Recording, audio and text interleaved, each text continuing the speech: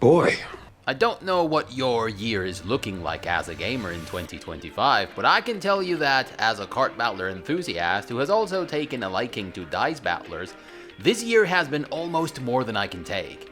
The number of games labeled as either or both of these genres that have come out this year is just too damn high. Granted, the vast majority of those have been hot garbage, but I consider some of them to be amongst the best games of 2025, I kid you not. Maybe even the very best. Earlier this year, Spell Rogue came out of nowhere to blow me away.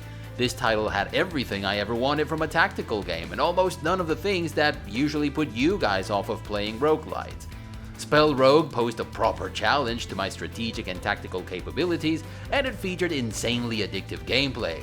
4 characters that truly felt different to play, each of which had their own philosophy, overarching strategies, unique arsenal of spells, and a broad array of starting spell sets and artifacts, enemies that forced you to make the most out of your build and rethink your tactics, juicy character progression with spell upgrades, rituals, and artifacts, alternating act bosses and elite encounters, and a final boss that you had to figure out how to unlock. Spell Rogue had it all. But as good as it was, there was this one game that had a very good chance of snatching that top spot as Card Battler / Dice Battler of the Year. And all it had to do was not blow it! It just needed to bring back everything that was good about its predecessor and touch up the gameplay a little bit so that it wouldn't feel like more of the same.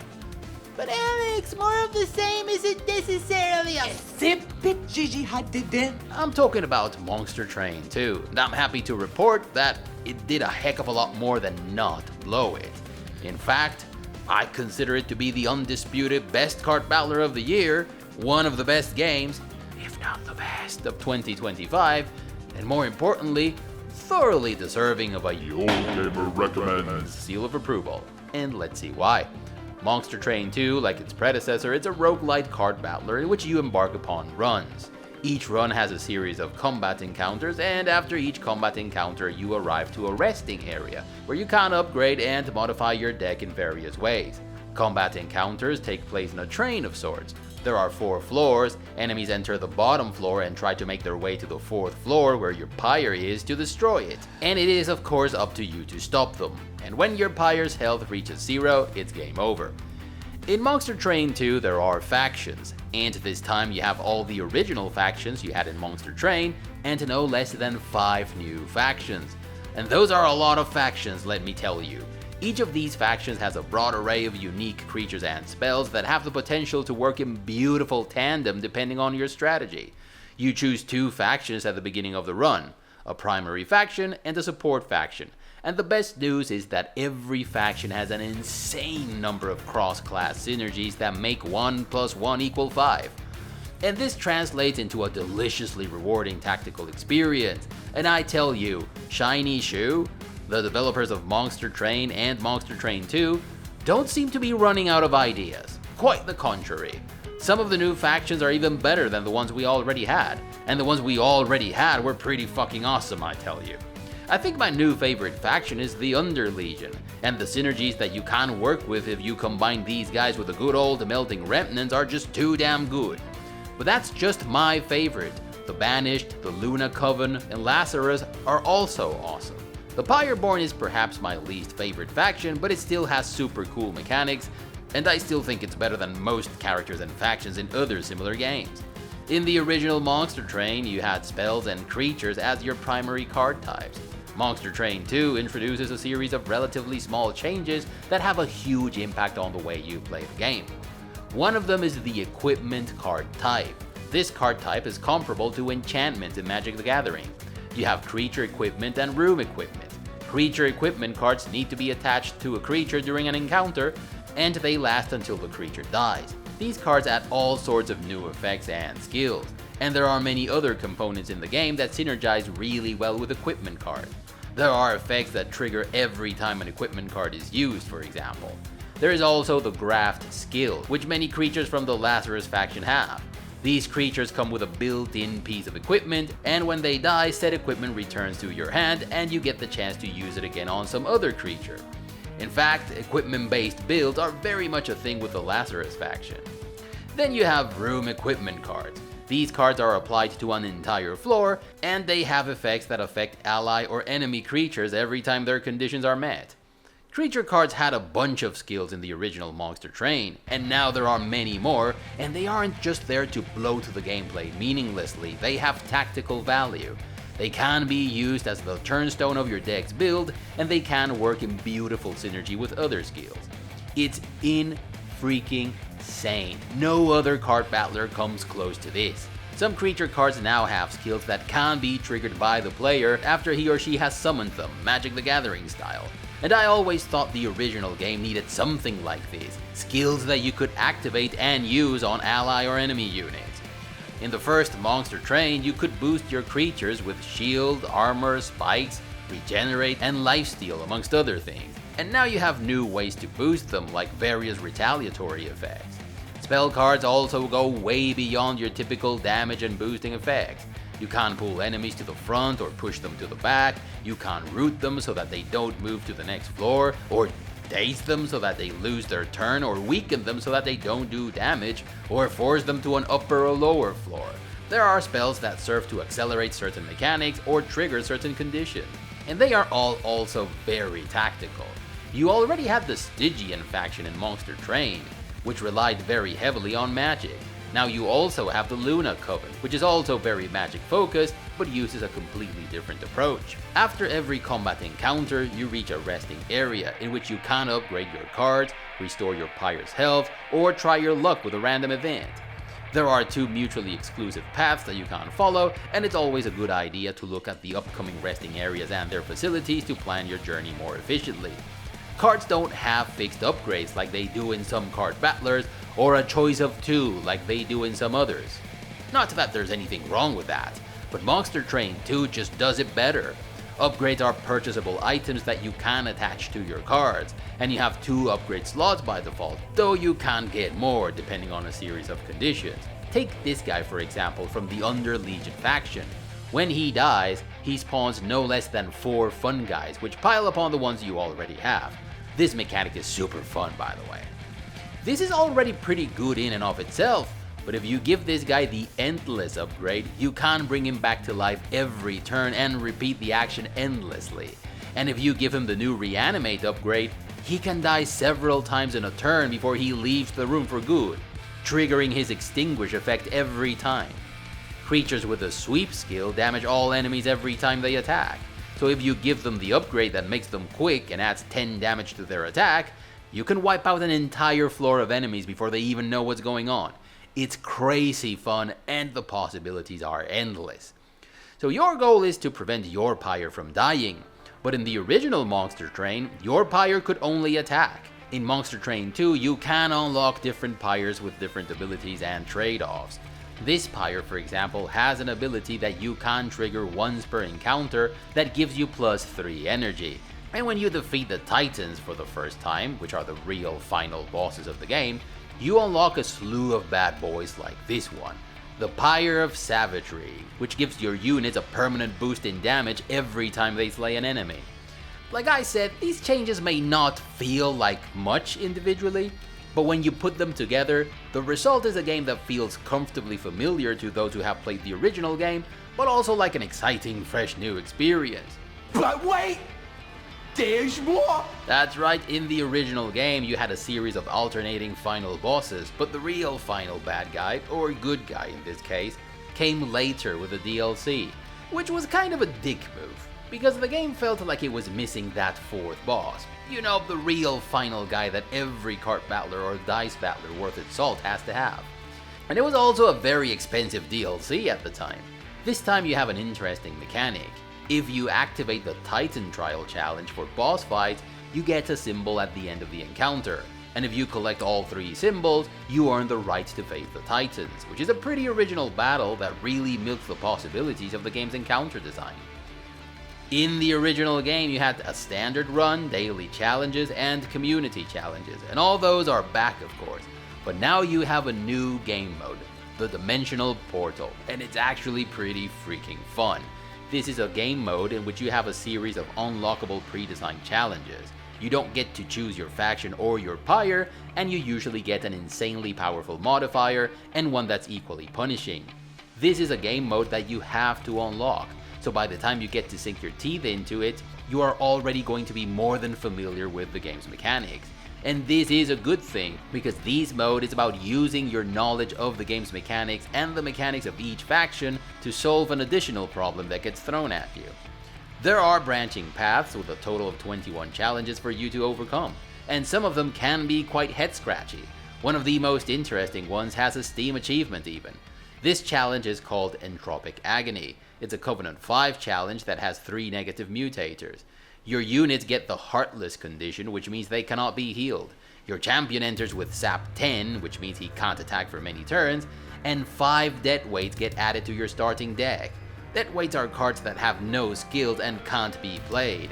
And on top of that, you get the Pyre of Entropy, which adds a Vengeful Shard to your deck after every battle.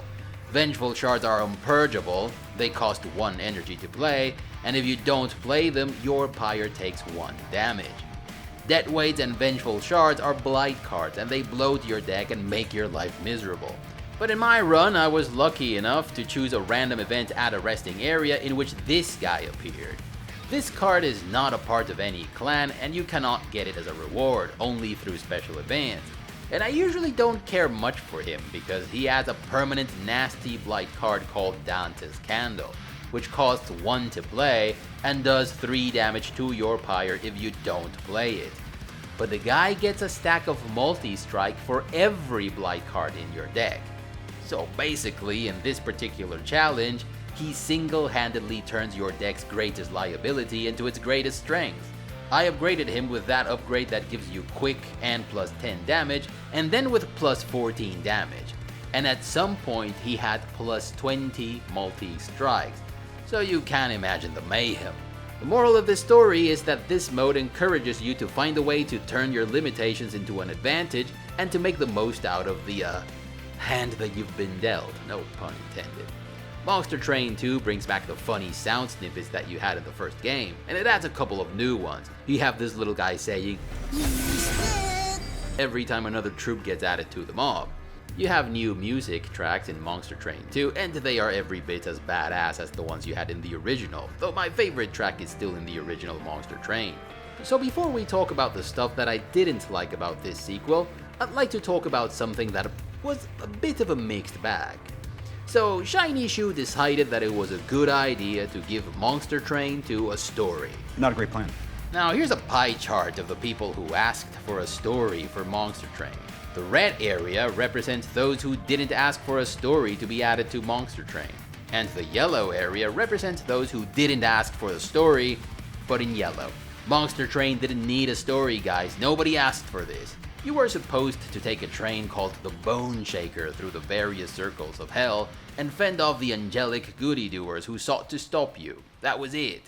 But now you have a story, and it didn't feel right at first. You can't skip all the story bits, of course, but why have a story in Monster Train 2 for starters? But then it kinda grew on me. The premise of angels and monsters working together to put aside their differences to take on a common, more dangerous enemy? Not the worst story I can think of. Plus, there are some absolutely hilarious scenes of angels and monsters trying to get along throughout the game. I chuckled more than a few times, and I even belly laughed once or twice. I like that these scenes that you unlock over the course of the game appear as clickable episodes that take place in various locations in your Monster Angel camp. So they are presented in the least intrusive way, which is exactly what you want in a game like Monster Train. And that's not the only way in which the game is humorous. I like that it pays tribute to some other card games like Inscription and Balatro. Now let's talk about the things that I didn't like about the game, like we always do. So first, the game didn't exactly start with the right foot for me. The initial cutscene really did rub me the wrong way, and here's why. The intro in the first game was pretty cool. In part because it had no aspirations other than introducing the characters and the general vibe of the game. But now you have a story, and the little intro cutscene that you get at the beginning of the game has been burdened with the task of introducing a tale about monsters allying with angels to fight a common foe and whatnot. And that's where the limitations of what the devs are capable of doing when it comes to cinematics stick out like a sore thumb. Whoever made this cutscene clearly bit off more than they could chew. I was worried, guys, I shit you not. Because right after this clumsy intro cutscene, I was treated to a boring, pointless story bit that I didn't ask for. And on top of that, when I finally got to actually play the game for the first time, I really didn't like any of the new UI design. All the UI bits that were already in the original Monster Train looked cool, but every new button, frame, and graphic element looked a little bit less professional to me, not gonna lie. Look at the bookmarks and the details in the library screen, for example. Now look at the same thing in Monster Train 2. I think the original game was more detailed where it counted and simpler and more streamlined where it was needed. The page where you keep track of the cards you've mastered and the faction combinations looks cramped and busy, whilst in the first game, every element had room to breathe. I know there are many more factions this time, but they could have spread this information across multiple pages like they did with the DLC in the original game. Look at the faction selection screen in the first game. You can't see the champion of your main faction full screen with an endless animation loop and a character from your support faction in the back. Now the presentation looks tinier, darker, and the background is blurred. Why? I also think they 1000% abused these hexagons. They used it for buttons, options, info. It feels as though they were too afraid to be inconsistent because they didn't fully understand the concept of consistency. The art of the new factions and their cards is fantastic though, both in concept and in execution. They look amazing. It's just the way the UI looks that rubs me the wrong way, because Shiny Shoe is simply the king of user experience, and this is just another good example of their work, minus some of the new UI. But there were a few other things that I didn't like. I feel like the game is a little bit easier than the first one. Maybe I felt this way because I have more hours of Monster Train under my belt, or because we are yet to get a DLC like the one we got in the first game. But I found myself struggling a little bit less with a third boss this time. Speaking of which, I think the two possible enemies that you get before the final fight are tougher than the final fight itself. They felt like the true final challenge. I actually felt a little bit relieved every time I managed to defeat them, because that generally meant that I was going to be able to defeat the final boss without trouble. You can now restart not just every turn, but also the entire battle. And this is an option that you can abuse without consequences, so chances are you are going to be robbing yourself of most of the bad outcomes of your bad tactical decisions. It's interesting though that if you didn't build your deck around a sensible strategy, no amount of restarting a battle is gonna save your ass. And last, but most definitely not least, is the fact that you can no longer sacrifice creatures to transfer their skills and stats to another creature. What the fuck? This is hands down, by leaps and bounds, my favorite form of upgrade in a card battler. This was the single most interesting feature in Monster Train as a card battler in my opinion, and it's gone. You can no longer do that. I usually have a very hard time forgiving sequels that fail to include my favorite features from previous games. Ninja Gaiden 3 from the original trilogy might have had better graphics, more features, and more challenging gameplay, but it didn't have the clones from Ninja Gaiden 2. Are you fucking shitting me? That was the most badass feature that any side-scrolling platform had at the time. Super Castlevania 4, which is a game that everybody loved apparently, didn't have 4 king paths, so you couldn't choose where to go. And also it didn't have companions that you could morph into and the different endings that went with it. Yeah, it had better graphics because it came out for a superior console and you had way better control over every attack, jump and move, but they took away those features that made the game unique, and I hated it. But you know what? I am willing to make an exception with Monster Train 2. All the new things it brings to the table are just too damn awesome. 5 new factions with unique mechanics and plenty of in-class and cross-class synergies, new skills, new card types, new game modes, new pyres that contribute to your build, a new final unlockable boss for which you don't need to get a DLC, that you face in a combat encounter that is super interesting and innovative, And on top of that, it goes for $12.49 on Steam right now. I think this is a crazy good deal, guys, because this is not just the best cart battler that has come out this year. It's not just one of the very best games of 2025, but also one of the best cart battlers ever made. And if you check out my cart battler tier maker ranking video here on the channel, you'll see that I don't give away those top spots to just any game. So summarizing, Monster Train 2 is one of the easiest Gamer recommends. seals of approval that I've ever given here on the channel. So if you liked the video, give it a thumbs up. If you didn't, thank you for watching all the way up until now. If you like what you are seeing on this channel, please consider subscribing and clicking that notification bell to avoid the usual YouTube shenanigans. Come check us out on Discord if you don't mind all the boomer talk that goes on there. I personally love it and wouldn't change it for anything. And share the video if you thought it was cool. Bye everyone. You're excused. You can go back to playing video games.